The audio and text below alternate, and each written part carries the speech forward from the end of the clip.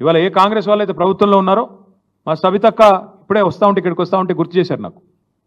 వీళ్ళే వచ్చి ఆ రోజు ఏం చెప్పారు? కోదండరెడ్డి గారు, కోమటిరెడ్డి వెంకటరెడ్డి గారు, మల్రెడ్డి రంగారెడ్డి గారు, వీళ్ళే అక్కడికి వచ్చి రేవంత్ రెడ్డి గారు, బట్టి విక్రమార్క గారు అక్కడికి వచ్చి ఫార్మాసిటీ దగ్గరికి వచ్చి మీ ఊర్లన్నీ కాలుష్యమయమైపోతాయి, నాశనం అయిపోతాయి, మీ భూములు తీసుకొని ప్రభుత్వం రియల్ ఎస్టేట్ దందా చేస్తున్నది అని చెప్పి నోటికొచ్చినట్టు వాగి, సబ్జెక్ట్ తెలవకుండా, విషయం తెలవకుండా, పరిజ్ఞానం లేకుండా 13,000-14,000 ఎకరాలు 8 ఏళ్ళు కష్టపడి సేకరిస్తే దాన్ని బంగారు పల్లెంలో పెట్టి వీళ్ళకి అప్పచెప్తే ఇవాళ అనాలోచితంగా ఒక తుగ్లక్ మాదిరిగా, ఓ పిచ్చోడ్ మాదిరిగా ఈ ముఖ్యమంత్రి ఏందో రాగానే హైదరాబాద్ ఫార్మాసిటీ రద్దు అని ప్రకటించినాడు. దాంతో ఆ ప్రాంత రైతులు ఏమనుకున్నారు?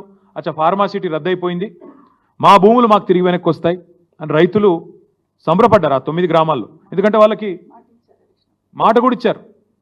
రేవంత్ రెడ్డి గారు, బట్టి విక్రమార్క గారు, మల్రెడ్డి రంగారెడ్డి గారు, ఆ ప్రాంతంలో పోటీ చేసిన కిచ్చన్న గారు, లక్ష్మారెడ్డి, ఆ ప్రాంతంలో ఉన్న కోదండరెడ్డి, వీళ్ళందరూ కూడా మాట ఇచ్చినారు, మీ భూములు మీకు తిరిగిస్తాం, ఫార్మాసిటీ రద్దు చేస్తామని చెప్పారు.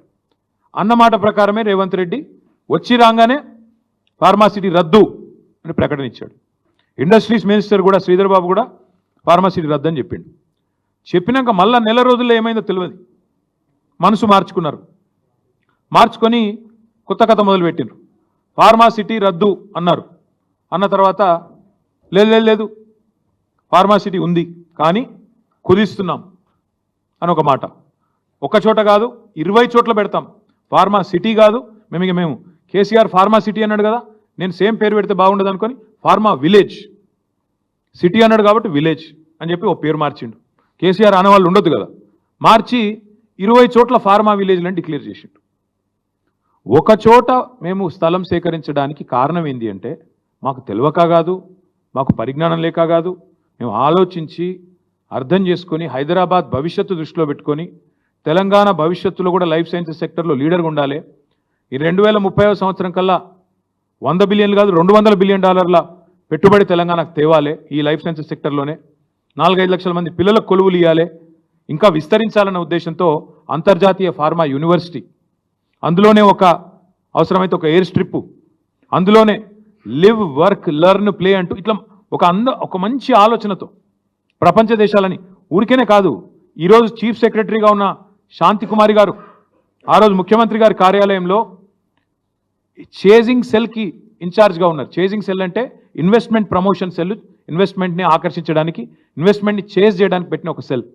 దానికి ఇన్ఛార్జ్గా శాంతి కుమారి గారు సెక్రటరీ టు చీఫ్ మినిస్టర్గా ఉన్నారు అన్నాడు, principal secretary to chief minister. ఆ మేడం ఆధ్వర్యంలో మా ఇండస్ట్రీ సెక్రటరీని ఐర్లాండ్కి, తర్వాత ఇంకా ఇతర ఫార్మా స్థావరాలు ఎక్కడెక్కడైతున్నాయో అన్ని చోట్లకు పంపారు. ఒక 5-6 దేశాలు పోయినారు వాళ్ళు, నాకు గుర్తు రావట్లేదు, ఐర్లాండ్, సింగపూర్, ఇంకెక్కడెక్కడో పోయారు. మేము పోలేదు, అధికారులు పోయారు. వాళ్ళని కూడా తిప్పి ఎట్లా పెట్టాలి మనం ఫార్మా అని చెప్పి ఆలోచన చేసి హైదరాబాద్ ఫార్మాసిటీకి మేము అంకురార్పణ చేయడం జరిగింది. కాకపోతే ఎలక్షన్ తర్వాత మొదలు పెడదాం, ఎందుకంటే అప్పటికే మొత్తం 13-14 ఎకరాలలో కామన్ ఫెసిలిటీస్ పోను ఒక నికరంగా 8,000 పైచిలకు ఎకరాలు మిగులుతోంది. దాన్ని ఎట్లా వినియోగించాలి అన్నప్పుడు డిమాండ్ చాలా ఎక్కువ ఉండే. చిన్న కంపెనీలు, పెద్ద కంపెనీలు అందరూ 200 ఎకరాలు కావాలి, 300 ఎకరాలు కావాలని ముందుకు వచ్చినారు. సో మేము ఆలోచనతో అక్క వాళ్ళు కూడా, సవితక్క, మంచిరెడ్డి కిషన్ రెడ్డి గారు వచ్చి, అన్న మరి యూనిట్లు పోతున్నాయని కేసీఆర్ గారికి చెప్పారు. అన్న మరి యూనిట్లు వస్తాయంటున్నారు, రైతులకేమో వాళ్ళు హ్యాపీగా లేరు, పరిహారం విషయంలో కోపంగా ఉన్నారు, ఇంకా పెంచితే బాగుంటుందేమో అంటే కేసీఆర్ గారు నిర్ణయం తీసుకొని 1 ఎకరా భూమి పోతే వాళ్ళకి వెంటనే అక్కడ ప్లాటెడ్ ఏరియా, డెవలప్డ్ ఏరియా, ఒక హౌస్ సైట్ ఇవ్వండి, 1 ఎకరం పోతే 1 గుంటెడు జాగా వెంటనే మంచి డెవలప్డ్ లేఅవుట్లో ఇవ్వండి అంటే అక్క దగ్గరుండి మంత్రిగా అన్నాడు. లేఅవుట్లు కూడా మేమే వేసినాం, 500 ఎకరాల్లో లేఅవుట్లు వేసినాం, కొంతమందికి పట్టాలు ఇచ్చాం. ఇవన్నీ కూడా చేసింది మా ప్రభుత్వం. చేసిన తర్వాత ఈ తుగ్లక్ ముఖ్యమంత్రి వచ్చి ఫార్మా విలేజ్ అన్నాడు. ఎందుకు చెప్తున్నా ఇదంతా నేపథ్యం మీకంటే, నిన్న కొడంగల్లో జరిగింది అదేదో కుట్రతోనో, అదేదో కువారంతోనో, ఇంకో దాంతోనో జరిగింది కాదు.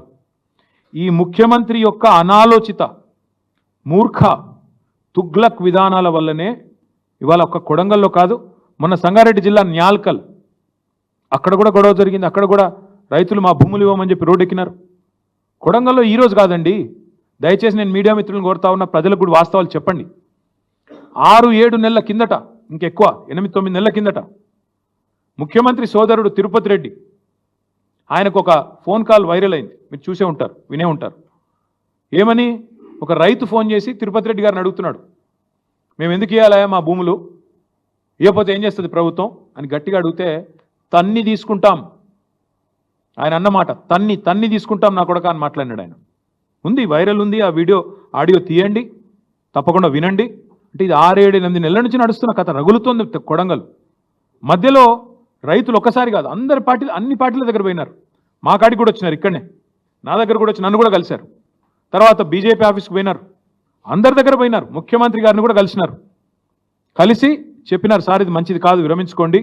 మొత్తం లంబాడ రైతులు, అక్కడ గిరిజన రైతులు, గిరిపుత్రులు, వాళ్ళందరూ పోయి అడిగినారు. అడిగితే పట్టించుకోకుండా ఏకపక్షంగా మేమేదో రారాజులం, చక్రవర్తులం, కొడంగల్ ఏదో మా సామ్రాజ్యం, మేము ఏదనుకుంటే అది జరగాల అనే పద్ధతుల్లో ఇవాళ మీరు తీసుకున్న అనాలోచిత పిచ్చి నిర్ణయం వల్లనే కొడంగల్ రగులుతున్నది. రోమ్ నగరం తగలబడుతుంటే నీరో చక్రవర్తి ఫిడేలు వాయించిండంట. ఈయన కథ కూడా అట్లే ఉంది. ఇవాళ కొడంగల్లో అగ్గి అంటుకుంటే, కొడంగల్లో ఇవాళ 16 మంది రైతులు జైలుకు పోతే, కొడంగల్ ఎమ్మెల్యే, ఎన్నో ఆశలతో ప్రజలు గెలిపించిన ఎమ్మెల్యే, ముఖ్యమంత్రి అయి మమ్మల్ని ఉద్ధరిస్తారనుకుని గెలిపించిన ఎమ్మెల్యే ఎక్కడున్నాడండి? నాకు అర్థం కాదు. మహారాష్ట్రలో ఢిల్లీ పెద్దలకు మూటలు మోస్తూ వాళ్ళకి ఇవాళ తాబేదారుగా ఇవాళ అక్కడ తిరుగుతూ ఉన్నాడు. నేను అడుగుతా ఉన్నా రేవంత్ రెడ్డిని, సొంత నియోజకవర్గంలో రైతులు ఆందోళన చేస్తుంటే, రైతులు అక్రమ అరెస్టులై జైలుకు పోతుంటే, మా నాయకుడు పట్నం నరేందర్ రెడ్డిని ఇవాళ ఒక టెర్రరిస్ట్ని ఇడ్చుకుపోయినట్టు నేను తెలియక అడుగుతా ఉన్నా. కనీసం వాళ్ళ భార్యకు ఇన్ఫర్మేషన్ ఇచ్చిండ్రా? అరెస్ట్ వారెంట్ ఉందా? అసలు వాళ్ళు పోలీసులు మఫ్టీలో ఎత్తుకపోతారండి? ఆయన ఏమైనా బందిపోట, తీవ్రవాద? అది అసలు అరెస్టా, కిడ్నాపా?